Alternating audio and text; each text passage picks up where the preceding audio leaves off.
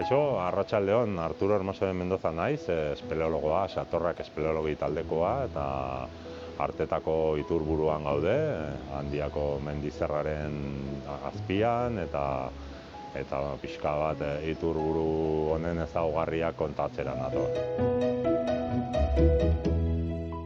Bueno, Artetako iturburuaren ikerkuntza oso aspalditik dator.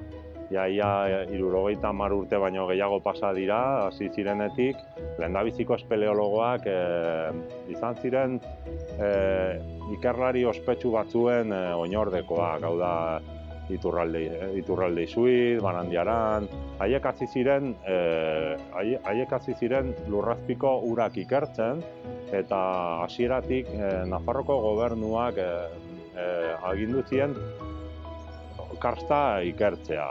Eta horrela hasi ziren ikerketa berezi bat egiten Nafarroko lurrazpiko urak, ikerketa hau argitaratu zuten 1980aren inguruan, eta horretan nagusia da, iturburuetako nagusietako bat Artetako iturburua da.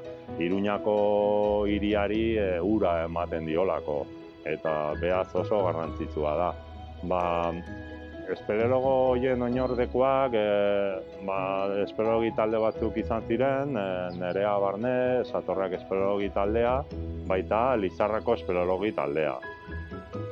Horiek jarraitu zuten lana, Nafarroko katalogo espeleologikoa egiten, eta gaur egun handik lan horretan gaude, eta etorkizunari begira gauza asko ikertzeke geratzen dira.